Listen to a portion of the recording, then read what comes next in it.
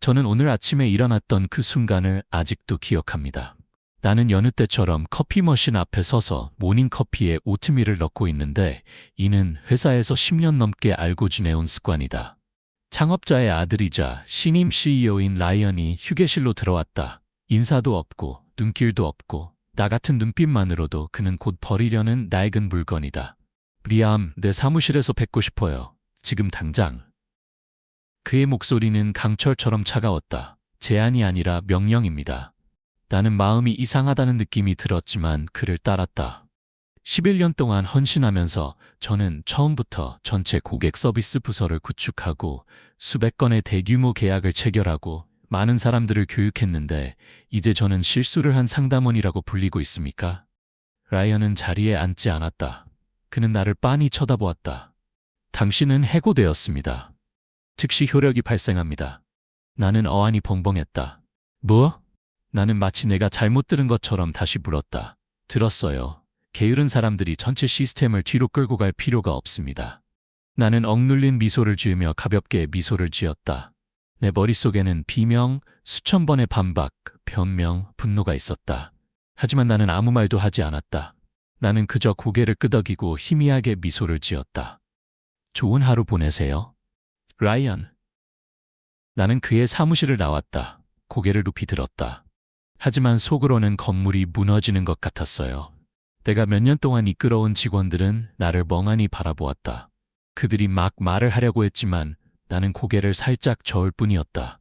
큰 문제를 만들 필요가 없습니다. 나는 침묵하는 것에 너무 익숙해졌다. 나는 집에 돌아와 몇 시간 동안 앉아서 컴퓨터 화면을 바라보았다. 슬픔 때문이 아닙니다. 하지만 그가 이해하지 못했기 때문이었다.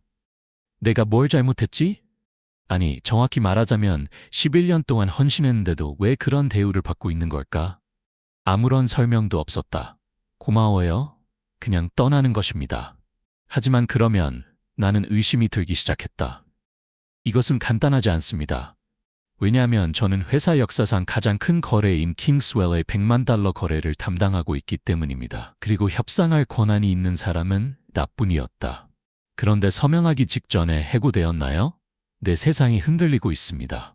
하지만 그 순간이 예상치 못한 역전의 시작이었다는 것을 몰랐습니다.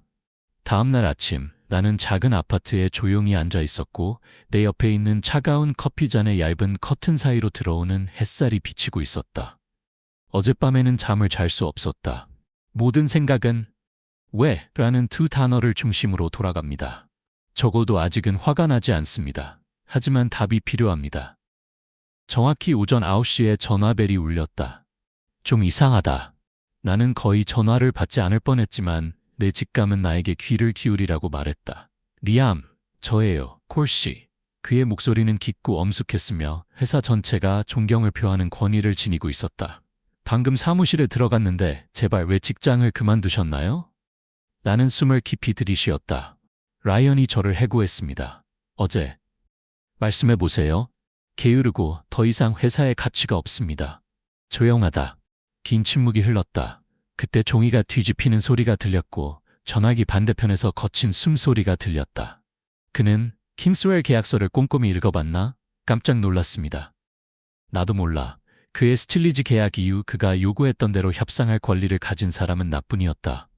하지만 제 생각에는 그는 굳이 지켜보지도 않았어요. 맙소사. 그는 거의 포효하듯 중얼거렸다. 그는 회사 역사상 가장 큰 계약에 서명할 수 있는 유일한 사람을 걷어쳤습니다. 당신 외에는 그 누구도 그 거래를 처리할 법적 권리가 없습니다. 나는 침묵했다. 어제의 고통이 이제 다른 것, 흐뭇해하지 않는다. 오히려 그것은 수년 만에 처음으로 내가 솔선했다는 깨달음이었다. 내가 돌아오길 바라는 거야? 나는 부드럽게 물었다. 아직은 아니야. 그러나 서두르지 마십시오. 라이언과 얘기를 나눠야 해. 그리고 리암은? 그는 잠시 멈췄다. 사과를 드려야 합니다. 통화가 끝난 후 나는 감정이 북받쳐 앉아 있었다. 내 일부는 가치를 증명하기 위해 다시 방문하고 싶어 합니다. 그러나 또 다른 부분은 다시는 이용당하지 마세요라고 속삭입니다. 콜씨의 전화가 오간 다음날 아침, 나는 창가의 나무 의자에 앉아 손에 커피를 식히며 시간을 보냈다. 내 마음은 마치 낡은 영화를 되갚는 것 같았다. 11년 동안의 일, 밤샘 회의, 마지막 순간에 아껴둔 계약서. 그리고 지금 유산 외에는 아무것도 이해하지 못하는 라이언은 당신은 해고되었습니다라는 단 한 문장으로 모든 것을 지워버렸습니다. 오전 10시쯤 전화벨이 계속 울리기 시작했습니다. 처음에는 회사 콜센터에서, 그 다음에는 라이언의 번호로, 그 다음에는 법무부서에서. 나는 전화를 받지 않았다. 메시지가 쏟아지기 시작했다. 리암, 우리가 서로를 오해한 것 같아. 얘기할 수 있니? 리암, 급하게 처리해야 할 일이 있어. 킹스웰이 기다리고 있습니다. 계약을 계속하려면 당신의 확인이 필요합니다. 내가 가볍게 웃은 것은 기쁘서가 아니라 아이러니한 느낌이 들었기 때문이었다. 바로 어제만 해도 나는 버려진 게으른 사람이었다. 오늘 저는 갑자기 생존의 열쇠가 되었습니다. 그들은 내가 필요하지 않았다. 협상에서 수천만 달러를 절약할 수 있는 유일한 사람이라는 것을 깨닫기 전까지는. 나는 전화기를 내려놓고 내가 가장 좋아하는 재즈 스피커를 켰다. 그 순간 나는 깨달았다. 나는 가치 있는 존재이고 이번에는 아무도 나를 강력한 체스판의 졸처럼 취급하지 못하게 할 것이다. 정오가 가까워졌을 때 또 다른 메시지가 나타났다. 하지만 라이언으로부터는 그렇지 않았다. 콜씨가 보낸 편지였다. 리암, 당신을 사무실로 다시 정식으로 초대하고 싶은데 킹스웰 때문만이 아니라 얘기가 필요하기 때문이야. 민간해. 직접. 텍스트는 짧지만 무게가 가득합니다. 나는 그가 자신의 실수를 바로잡으려고 노력하고 있다는 것을 이해했고 더욱이 그는 명령이 아니라 초대를 하고 있었다. 아들이 나를 대하는 방식과는 달랐다. 나는 그를 1시간 더 기다리게 했다. 오만 때문이 아니라 신중하게 생각하고 싶었기 때문입니다. 다시 돌아온다는 것은 얼굴을 맞대고 하는 것과 동의합니다. 하지만 이번에 나는 잘못 인도된 직원으로 돌아오지 않을 것이다. 나는 내 손에 비장의 카드를 든 사람으로 돌아올 것이다. 밤 12시 15분 나는 셔츠와 넥타이, 블레이저를 입고 있었는데 사무복이 아니라 전투복이었다. 나는 귀빈처럼 회사 로비를 걸었고 한 걸음 한 걸음 내디딜 때마다 모두의 시선이 떨어졌다. 누군가 내 시선을 피하려고 했다. 누군가는 우리는 그것을 보고 당신을 지지합니다 라고 말하는 것처럼 살짝 고개를 끄덕였다. 그는 콜씨의 사무실에 들어서자마자 자리에서 일어섰다. 순환적인 변명은 없습니다. 단 한 문장. 나는 잘못된 사람을 신뢰하는 실수를 저질렀다. 나는 바로 대답하지 않았다. 나는 자리에 앉아 여행 가방을 열고 킹스웰 계약서 한 부를 꺼내 탁자 위에 올려놓았다. 돌아올 거야.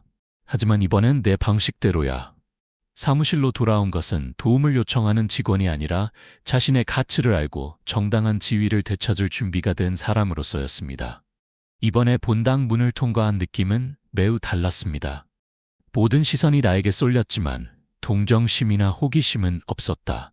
그것은 존경의 표정이며 어떤 사람들에게는 희망입니다. 집에 들어온 지 몇 달밖에 안 된 젊은 접수개원 리사가 나를 보자 자리에서 일어섰다. 리암 형제님, 그들은 당신이 올 것이라고 말했지만 나는 그것이 사실이라고 믿지 않습니다. 나는 미소를 지으며 부드럽게 대답했다. 어떤 사람들은 자신을 제쳐두었다고 생각하지만 사실은 그저 돌아올 적절한 때를 기다리고 있을 뿐이다. 오늘 복도는 유난히 조용했다.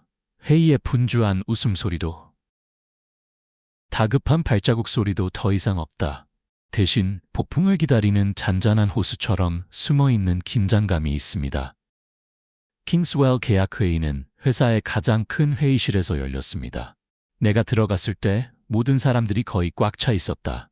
라이언은 식탁의 상석에 서서 자신감 있는 태도를 유지하려고 애썼다. 그러나 그가 나를 보고 깜짝 놀랐고 그 다음에는 그의 아버지 콜씨를 흘끗 본 것을 보면 그 불안감이 압도적이라는 것을 분명히 알 수 있었다. 아무도 나를 앉으라고 초대하지 않았다. 나도 필요 없어. 나는 콜씨 바로 옆에 의자를 당겨 처음부터 내 자세였던 것처럼 앉았다. 회의가 시작되자마자 분위기가 무거워졌다. 라이언은 프로젝트 상황을 전문적으로 제시하려고 노력하지만 그의 모든 말은 길을 잃었습니다. 킹스웰과의 협상의 마지막 단계에 이르렀을 때 사람들은 나에게 의지한다. 라이언은 더듬거리며 말했다. 그리고 리암은 이 부분을 지원할 것입니다. 그가 저지른 일이 명백했기 때문에 나는 그가 끝내도록 내버려 두지 않았다. 나는 지지하지 않는다. 서명된 계약서에 따라 제가 주요 책임자입니다. 그리고 앞으로는 킹스웨를 지키고 싶다면 내가 직접 이끌 것을 제안합니다. 아무도 반대하지 않았다. 몇 번의 시선은 동의의 뜻으로 고개를 끄덕이기도 했다. 라이언은 얼굴이 하얗게 질린 채 자리에 앉았다. 회의는 계속되었지만 이제 중심은 분명해졌다. 모두가 내 말을 듣고 각 방향을 녹음했습니다. 한때 자신이 우주의 중심이라고 생각했던 라이언은 이제 자신의 오만함에 밀려 테이블 가장자리의 그림자일 뿐이었다. 한때 당신을 얕잡아 보았던 사람이 당신이 올라갈 때 한 걸음 물러서야 하는 것을 본 적이 있습니까? 아래에서 자유롭게 감정을 공유하고 채널을 구독하는 것을 잊지 마세요. 다음 부분에서는 진정한 파워게임이 막 시작되었기 때문입니다. 그 만남 이후 저는 상황이 점차 안정될 것이라고 생각했습니다. 하지만 내가 한 가지를 잊었다. 라이언 같은 사람들은 실패를 절대 받아들이지 않는다. 쉽게 물러서지 않는다. 모든 것은 작은 세부 사항에서 시작됩니다. 내가 보낸 예산 명세서가 실수로 잘못된 데이터로 수정되었습니다. 올바른 주소로 전송되었다고 확신하는 이메일이 있지만 주소가 존재하지 않습니다라는 이유로 반송되었습니다. 회의에 필요한 문서는 항상 늦거나 누군가가 실수로 놓쳤습니다. 처음에는 시스템 오류이거나 팀의 과부하가 걸렸을 수 있다고 생각했습니다. 그러던 어느 날 저는 국제 파트너로부터 이메일을 받았는데 그 이메일에는 제가 전에 한 번도 해본 적이 없는 계약 조건을 변경한 이유가 담겨 있었습니다. 나는 이것이 사보타주라는 것을 즉시 알았다. 그리고 이것은 우연이 아닙니다. 하지만 이번에는 화를 내지 않았고 서둘러 반응하지도 않았습니다. 나는 때때로 내부 정치가 어떤 계약보다 더 날카로워지는 미국 기업 환경에서 현명한 저항은 준비라는 것을 배웠다. 나는 모든 것을 저장하기 시작했다. 모든 이메일, 전송 내역, 작업 로그, 심지어 인쇄물까지. 나는 특이한 사건들의 목록을 만들었다. 시기, 연루된 사람, 그 결과는 어떠했는지. 아무에게도 말하지 않았어요. 동료에게 불평하지 마십시오. 명확한 증거 없이 너무 빨리 입을 열면 이야기가 리암이 돌아온 후 통제력을 잃고 있다로 바뀔 줄 알았다. 그런 일이 일어나게 할 수 없습니다. 그러던 어느 늦은 저녁, 대부분의 직원들이 떠났을 때 나는 인쇄실을 지나가다가 불이 아직 켜져 있는 것을 보았습니다. 그 안에는 라이언의 조수 중 한 명이 있었는데 USB를 프린터에 꽂아 내가 진행 중인 프로젝트와 관련된 제목이 적힌 문서를 인쇄하고 있었다. 나는 가만히 서서 들키지 않고 휴대폰으로 녹화할 수 있을 만큼 충분히 오랫동안 지켜보았다. 그 후 나는 손을 꽉 쥐고 살며시 떠났다. 시작하기에 충분한 증거가 있습니다.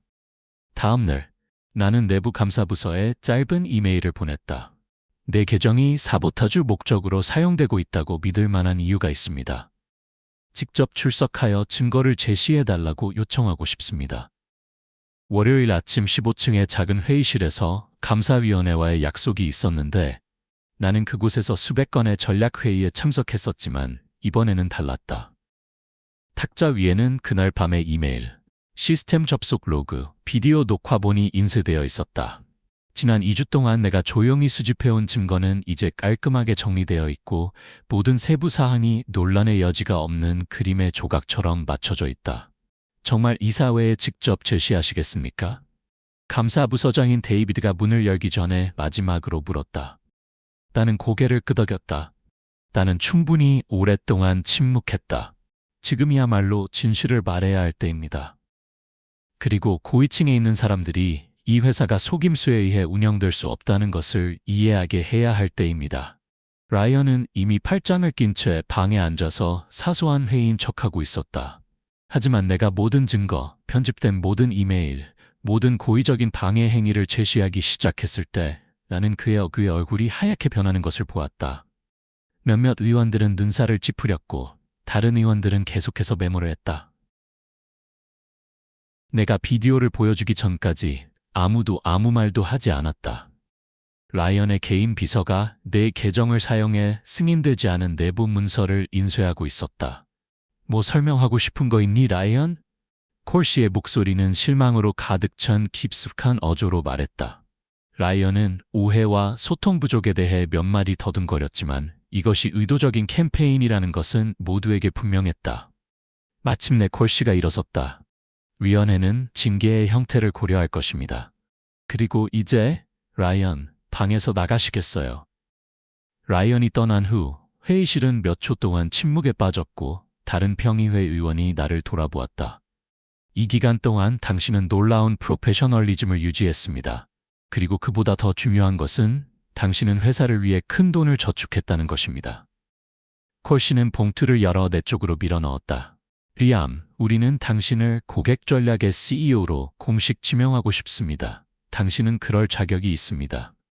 나는 내 앞에 놓인 종이를 보면서 감정이 북받쳐 올랐다. 제목 때문이 아니라 마침내 진실이 들렸기 때문입니다. 이 여행에 대해 어떻게 생각하십니까? 여러분은 불공평한 대우를 받았을 때 자신의 입장을 고수해야 했던 적이 있는가? 아래에 댓글을 남기고 채널 구독을 눌러 다음 장을 놓치지 마세요. 리암이 자신만의 방식으로 회사 문화를 다시 쓰기 시작함에 따라